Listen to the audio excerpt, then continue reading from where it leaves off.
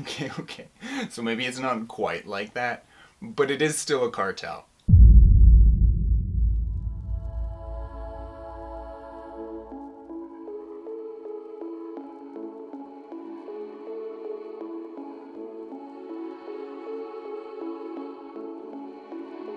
I'm spending the month living and working here at this sugar bush, which is right in the heart of Canada's maple syrup country.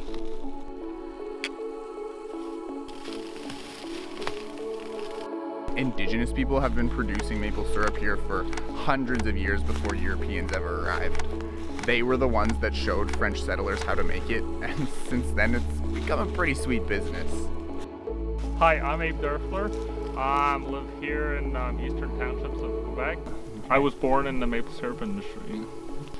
I guess in high school you start skipping classes and tapping trees instead. The fun thing is how can I do this better? How can I install in a faster way? How can I produce more for each tree? How can I injure my trees less? It's all that's what me and my brother enjoy about making maple syrup. It's not like I want this big bush to make a lot of money, to buy a boat, park in some marina somewhere. It's like the fun part of the farming. It starts every spring. Farmers drill holes in the sides of maple trees to collect the sap. Everyone imagines it being collected in buckets like this, but this traditional way is just for fun now. Any serious farm uses the tubes. The tubes are connected by taps to every tree in the sugar bush. Here.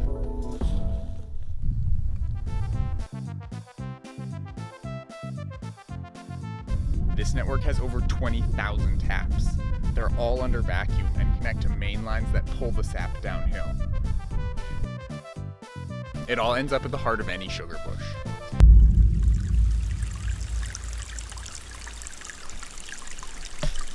The cabane à sucre, aka the sugar shack.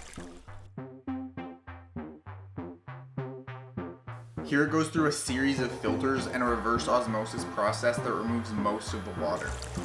The sap is then boiled to further condense those sugars into the syrup that makes all Canadians' hearts just swell with patriotism. Makes our hearts swell with patriotism. Incidentally, this sugar shack is actually where I'm living right now. It has everything you could want in a normal home. Living room, kitchen, bedrooms upstairs, bathroom, and then through here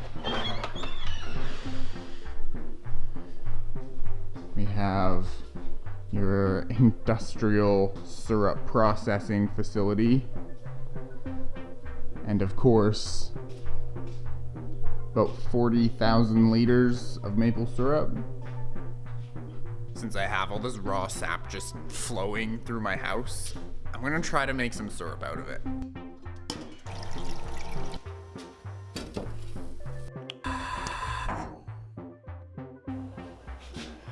It's pretty late in the season, so the sap's not great for syrup anymore, but I wanna try it anyway. So the thing is, you can't just start a maple farm in Quebec. I couldn't just go build a sugar shack and start selling syrup by the barrel on the open market. Because of that whole cartel thing. Canada is responsible for around 80% of the world's maple syrup production. Of that, 90% is right here in Quebec. If maple syrup was oil, then Quebec is Saudi Arabia, and the Federation is OPEC. La Fédération des Producteurs. La Fédération des producteurs acéricoles du Québec. The FPAQ is a private organization, but it has the backing of the government. Besides what syrup they can sell directly farm to table, Quebecois maple farmers are required to use the Federation as a middleman, paying 14 cents per pound for the privilege. They also set maximum quotas for production. Any excess is stored in the Global Strategic Reserve of Maple Syrup, released only in years of poor harvest. This reduces the supply of maple syrup on the market and artificially inflates the price. Then, in years when the harvest was bad and farmers produced beneath their quota, The FPAQ will dip into their warehouses so that supply and price remain steady. Only then do farmers get paid for their contributions to the stockpile over the years. So all that boiling, and this is all that I ended up with. It's not a lot. Okay, so it's not terrible. I mean, it's not really maple syrup either. I can see what they meant when they said this app wasn't so great anymore. I tried. So the reason the FPAQ even exists in the first place is because syrup production is a notoriously sticky business.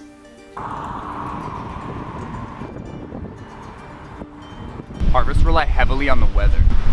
Good years meant an overabundance of supply and low profit margins. Bad years meant shoddy harvests and sky-high prices. It's still incredibly annoying to deal with if you'd ask me, but and like absolutely not necessary because it's an export product. So imagine if you had if we had a quota unionized system for doing, like, you could have one for peanut butter companies, you could have one for banana importers, and then having all these people in charge of that, it just seems like an extra complicated thing that's not needed at this point. By the way, Abe's family is the ones that were nice enough to let me live in their sugar shack. Super cool guy, super interesting family. That's him on the bottle. And for the record, I tried repeatedly to get the Federation to comment for this, and I was repeatedly directed to their website and social media.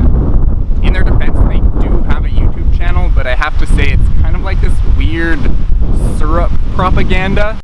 The world's strategic reserve is a perfectly synchronized and powerful clock, a sure and essential value for the stability of the valorous and noble work of the maple syrup producers of Quebec, who support it financially.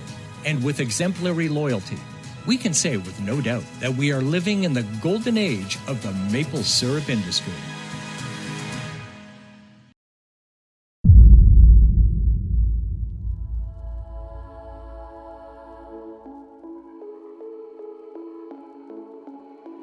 The plan essentially worked. It's possible to make a full-time living as a sugarer now, and since the quota system was put in place, prices have stabilized near historic highs. I won't sugarcoat it though. It's also created a lot of issues. Because of all the restrictions and red tape, a black market has flourished. Seriously, there's a black market for maple syrup.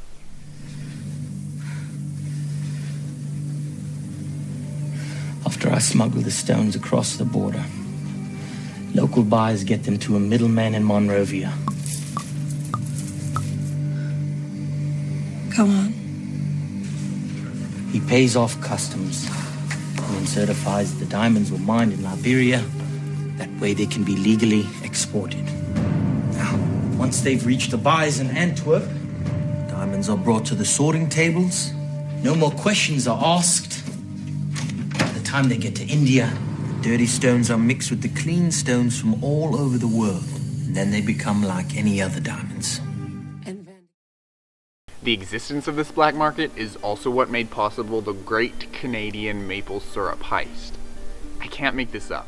I don't want to get too sidetracked here, but over the course of several months, 5 guys were able to steal over 3,000 tons of syrup from the Global Strategic Reserve. In total, it was worth $18.7 million. It's literally the biggest theft in Canadian history. The problems it's created are also a bit more existential as well. Since the quota system came into effect, Quebec's production has increased by about 100%. Across the border, just like 25 kilometers from here, Vermont's production has increased by about 300% in the same period of time. Sugars outside of Quebec benefit enormously from the Federation's price fixing, but they don't have to deal with any of their restrictions. It means that Quebec might not be able to control the global supply much longer. I'm not like a big fan of the Federation by any means, but their pros, it is, you know, there is a constant price for syrup more. You know, it's not like human atrocities that we're talking about here, it's maple syrup. And so, I mean, like, here you have the Federation's artificially boosting the price of maple syrup, and the farmers in Quebec are paying for it. So it's an international product, so if they're artificially boosting the price of maple syrup in Vermont, well, go there. Their rules may be what created the syrup industry on the scale that it is today, but they don't have a monopoly on maple trees. It's unclear how long the Federation can keep this up.